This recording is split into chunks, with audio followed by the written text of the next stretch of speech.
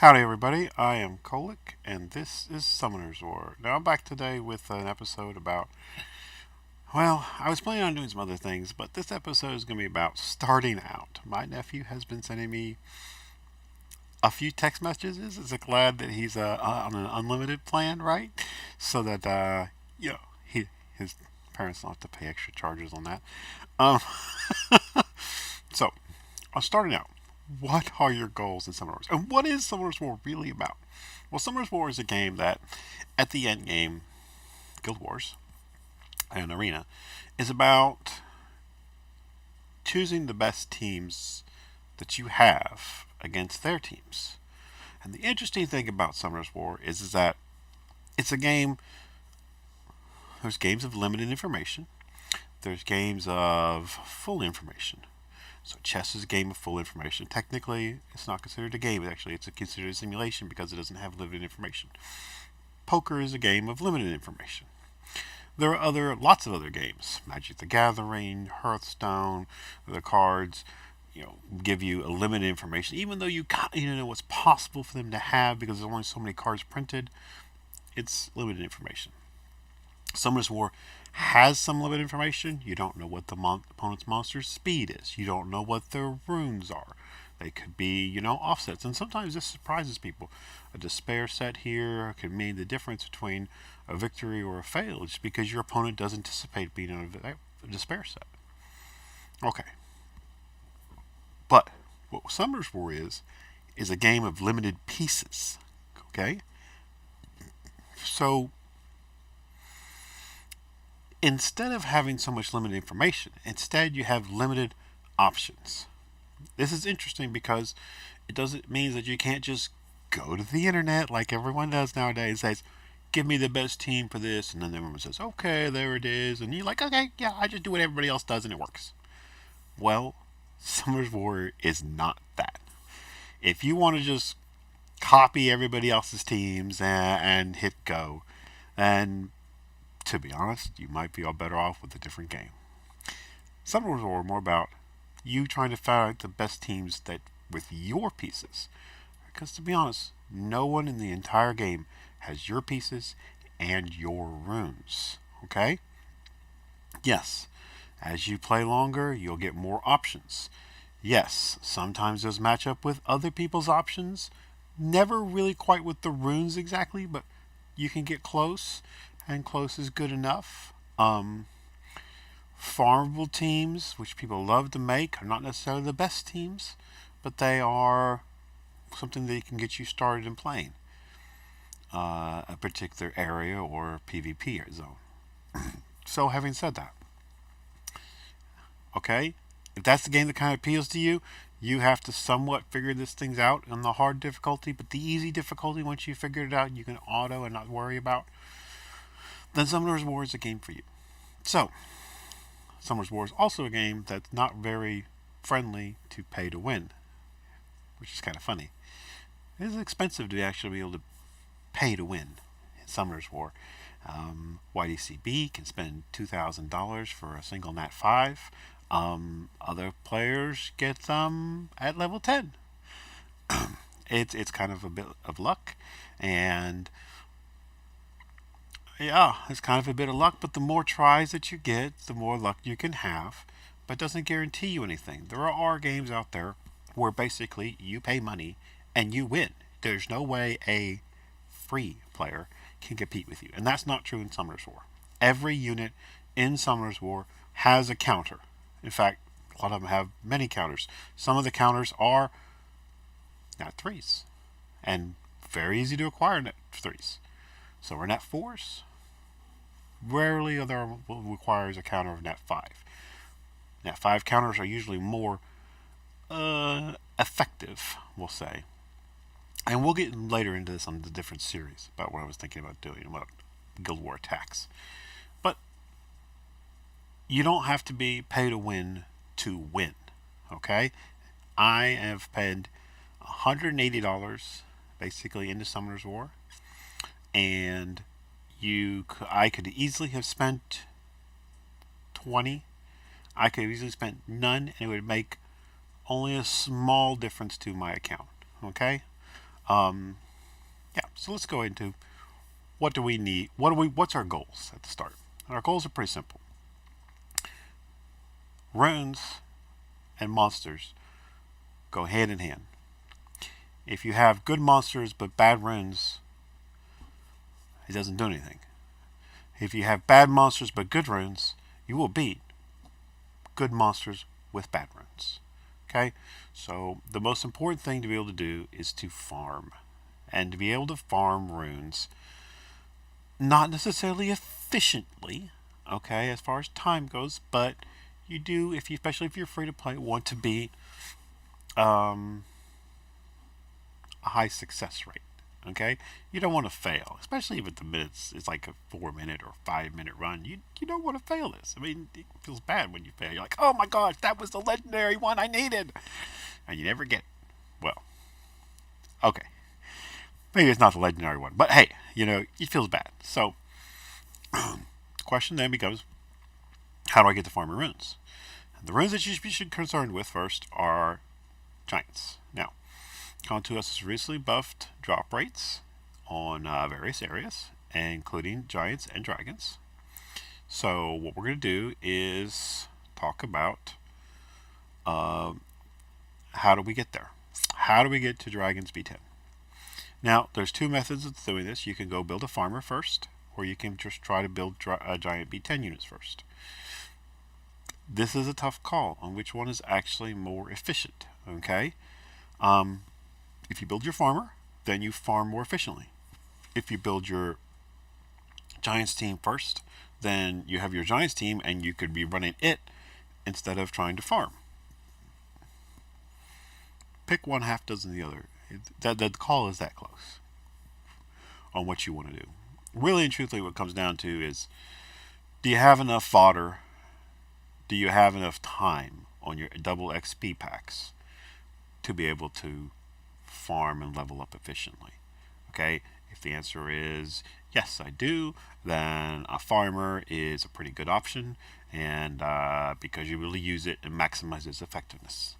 If you say no, I don't, then a particular unit maybe for Giants B10 would be the best unit to 6-star to up your success rate or up your speed. So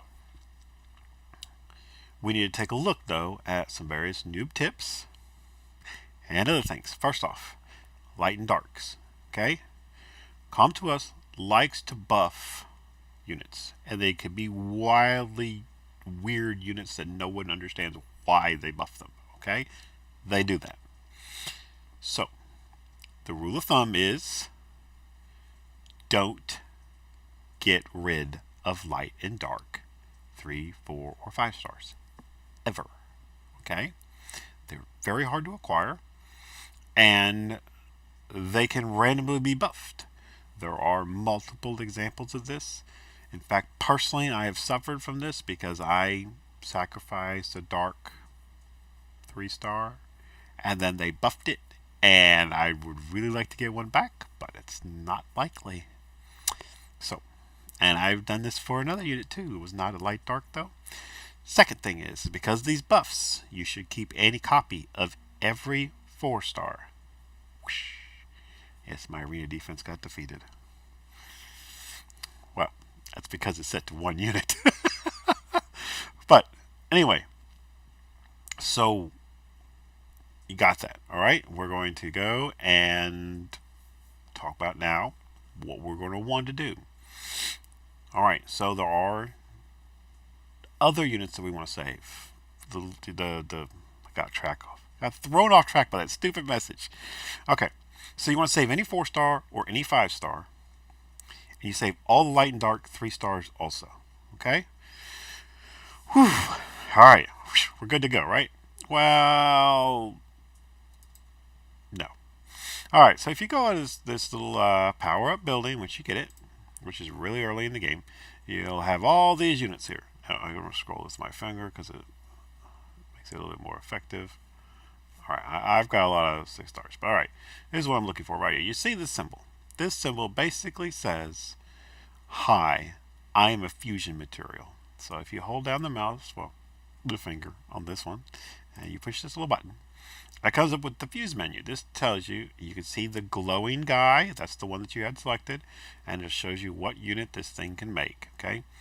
Every unit, if you're starting out, that has one of these little circles in the corner, you should lock and you should save. Every single one of these fusion monsters is useful at some point. Sigmarius is a very useful PvE monster. He's actually not bad at PvP. Katarina is the goddess of RNG PvP, especially in Guild Wars. She's just incredible. Vermos is one of the best PvE monsters.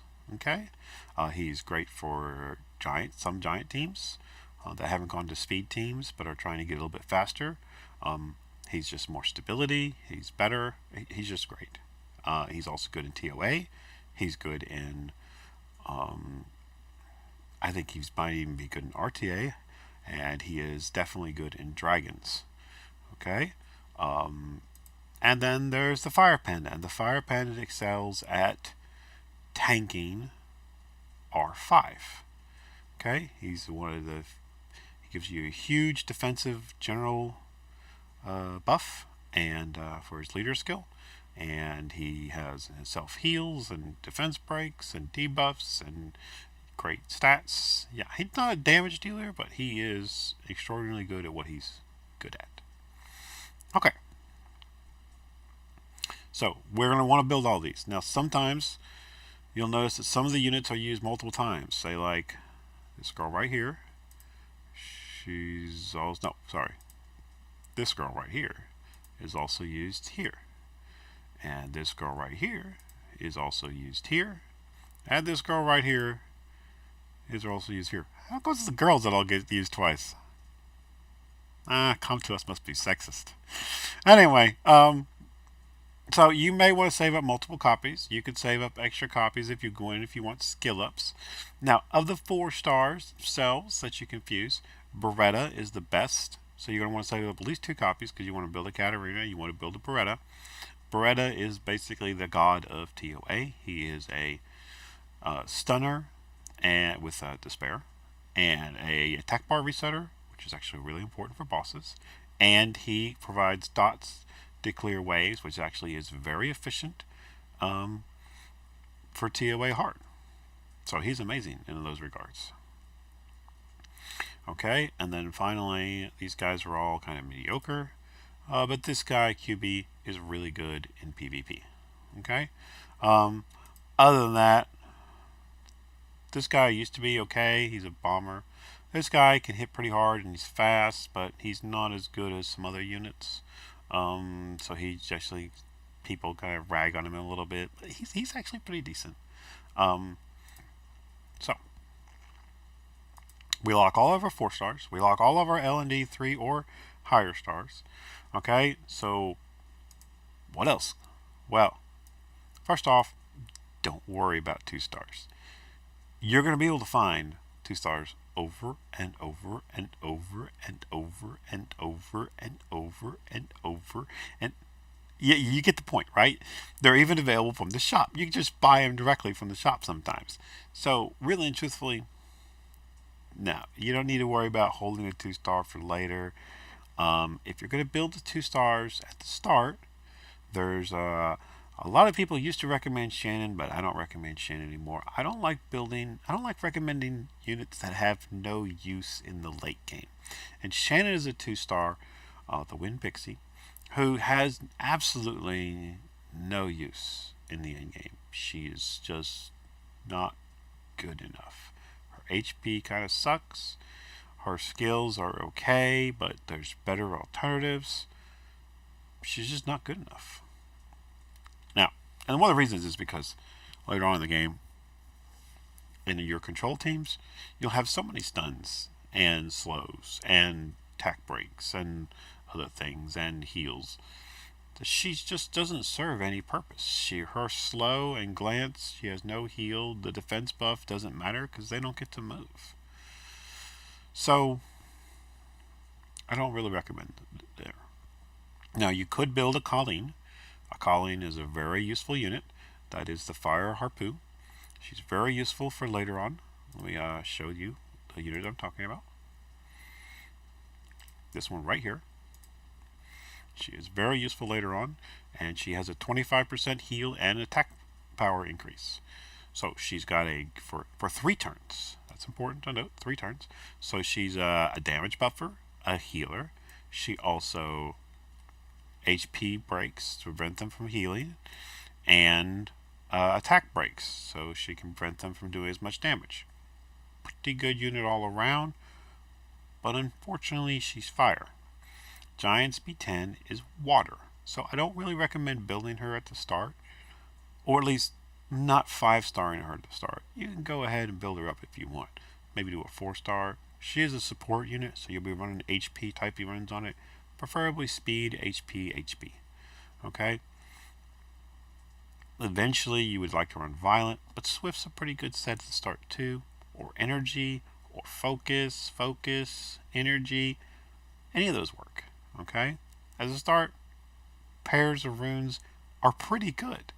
Later on, you'll be like main set, broken set, main set, broken set, main set, and then it has to be a particular set maybe.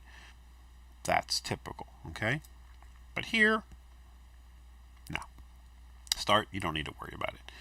I would put her up maybe, if you're going to level 1, level her up to 4-star, leave her at max level 30 for a while, maybe make her a 5-star when you feel like it. You don't have anybody else you really think is a priority. She will be useful. She is good at 6-star. You know, it's just, it's not a unit that you need for Giants, B10. Alright, so, because of that, all these units, you're going to get them back. Okay? By the time most of these units become useful, you will get them again. So, the only ones that are really consideration that you want to worry about to start are farmer units. Okay? The Fire Inugami, Roke, is a great farmer unit. He's not as fast as someone with an AoE clear, but if he kills somebody, he gains an extra turn. He can team up with an ally, which is not so effective for a farmer, and then he gets a defense break, and he gets the chance to attack again. This means that he can 100 to 0 any unit in the game, essentially, because this thing can proc multiple times. 30% chance for each time. Yeah, anything could die. He had to be pretty lucky for some things, but anything could die. Even unruined, he could kill something. Alright? He's not as effective as a farmer because he hits 1 unit at a time, which means that he has to do his animation every single time. Even if he one-shots every single unit, he has to do it every single time. Still, he does have some range in the PvP in mid-range. Not late game, not really. Because he's just simply not reliable. His damage isn't that great when he's just doing 1 hit. When he does a 2nd hit, it gets to be better. So when he does his 3rd or 4th hit, which are obviously low probabilities, but do happen, especially if they can't kill anybody on your side, yeah, that's when he shines. Okay? So, of these other people, I would recommend none of them as a farmer unit. Okay? And because you're looking for Giants B10, none of them for a unit for Giants B10. Okay? Except one.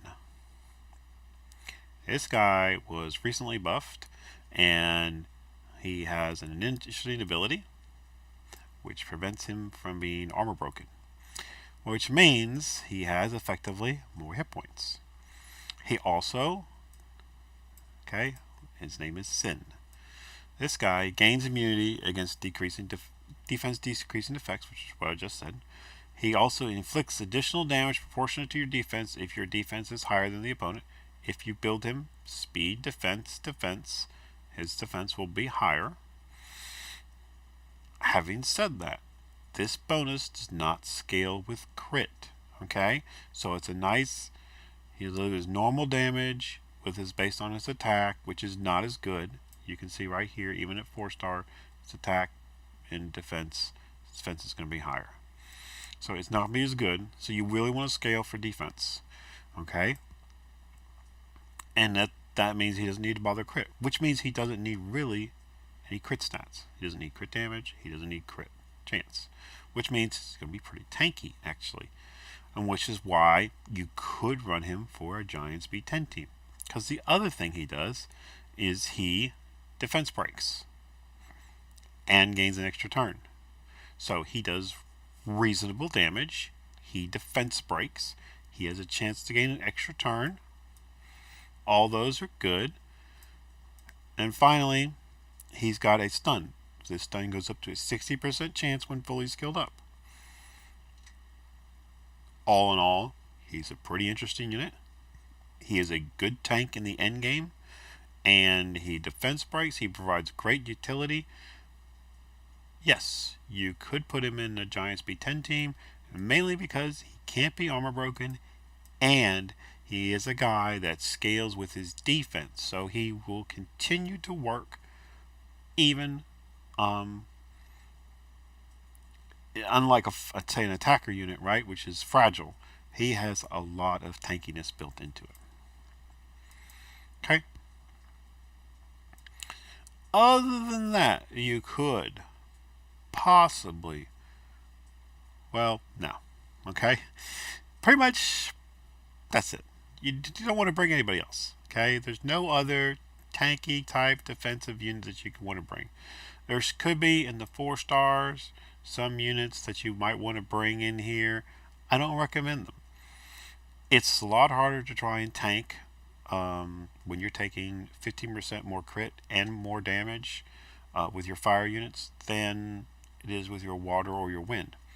The fact that Sen can ignore defense breaking effects means it's a lot harder to kill him, and he can be built tanky, which means it's a lot harder to kill him. Gives him the edge over every other red 3 or 4 star. Okay? Now, let's go to water. Giant Speed 10. The boss does an AoE buff, which gives him attack power, and a defense break on all of your monsters. So, there's 2 important things that you want to be able to do. You need to be able to purge that buff, and you're able to cleanse yourself. A great choice on a cleanser early game is Konamiya.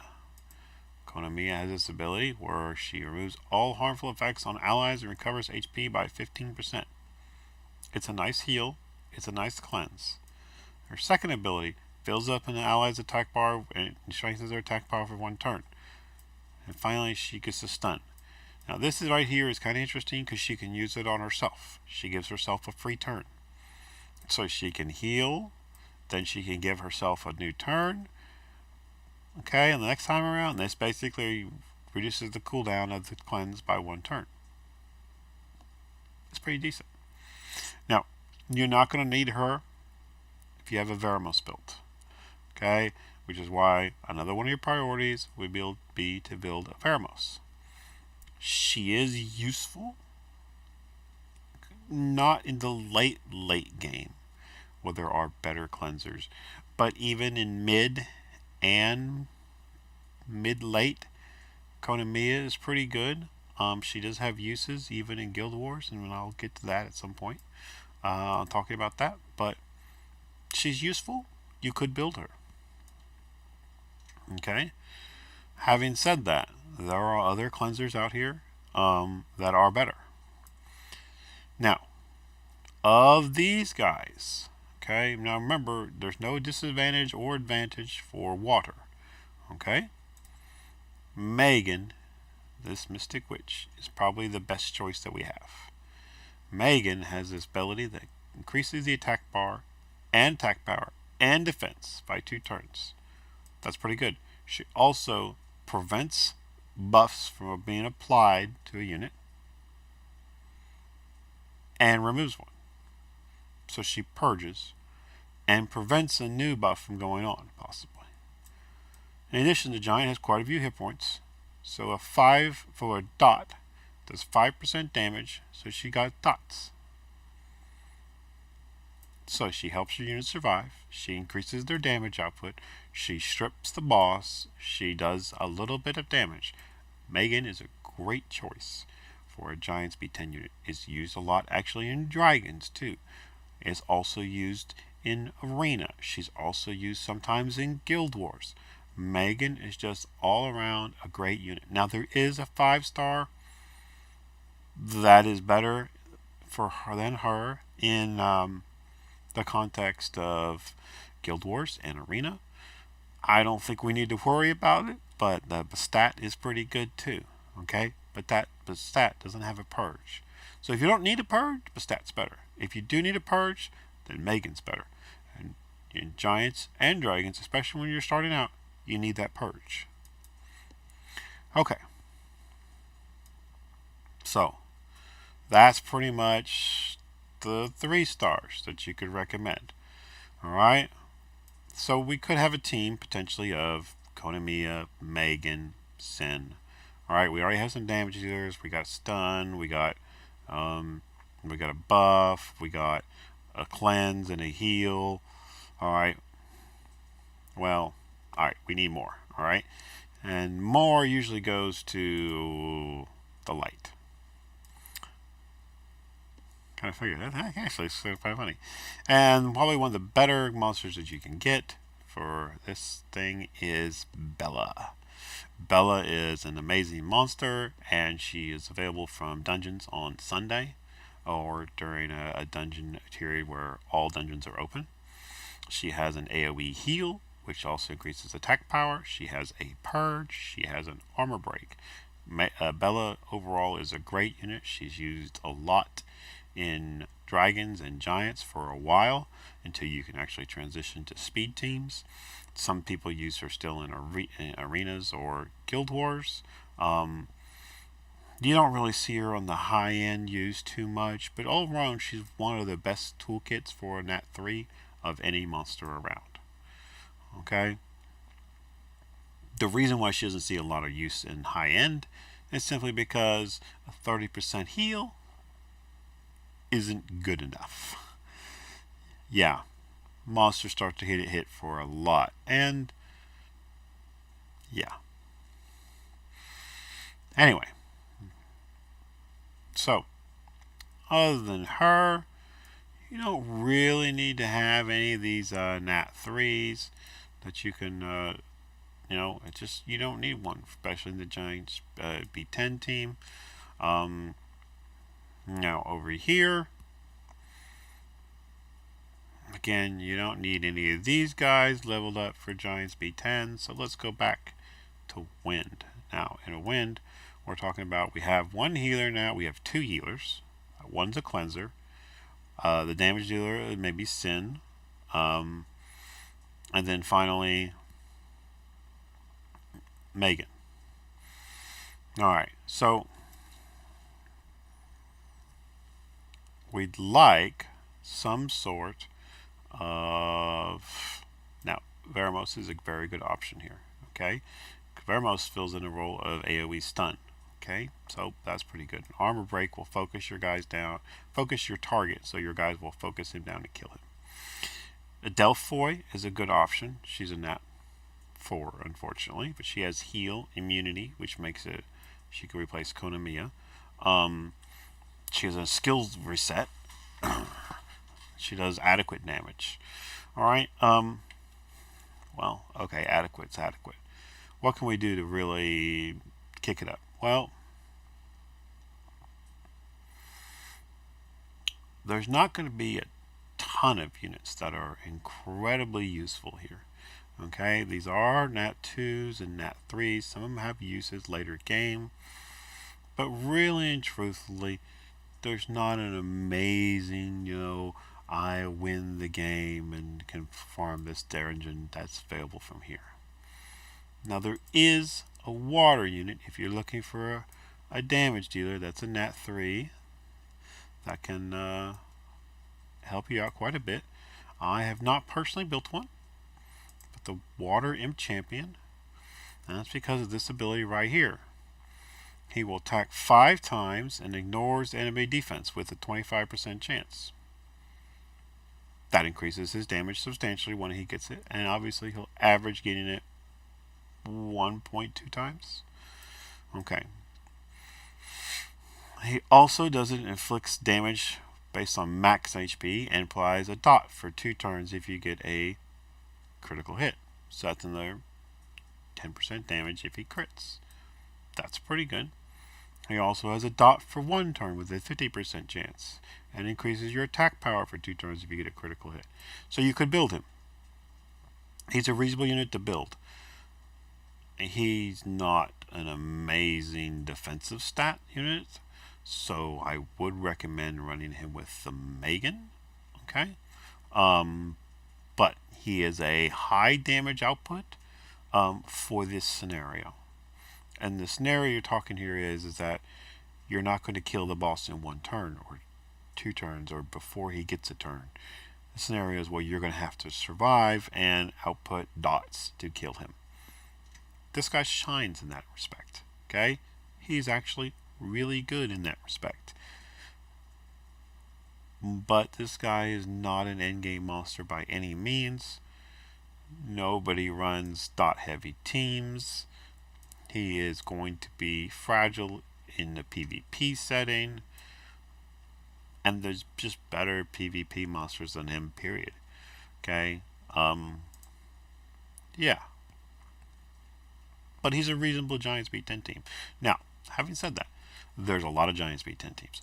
A lot. And people spend a lot of time on videos trying to make on what you should do and which units you should build and what you should go with. So, the real things to take away here are lock the units, okay?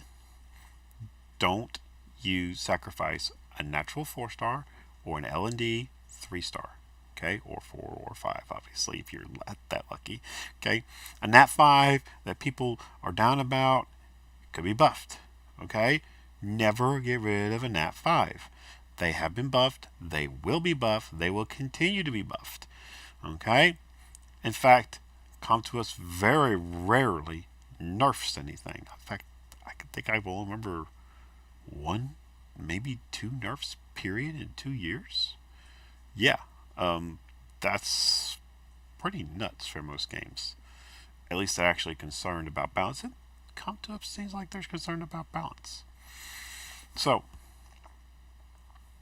anyway, I hope this helps you out on my take on how to build a Giant Speed 10 team, what units you should look for, and how they're going to function. Now, there are Nat 3s that are better than other Nat 3s, and there are good ones that are good at certain stages of the game. My point, though, is unless it's a fusion monster, don't worry about those stages of the game, okay? Other YouTubers, they have great monsters built for certain speed teams. They're completely useless unless you have the runes. And it's starting out, you don't have the runes. The 3-stars that you see on their farmable teams are equipped with top-end runes that you don't have. You can't duplicate their teams yet. Okay? You've got to get your team, your Giants team together first. Anyway, I hope this helps you out. And I am Kolek, signing out.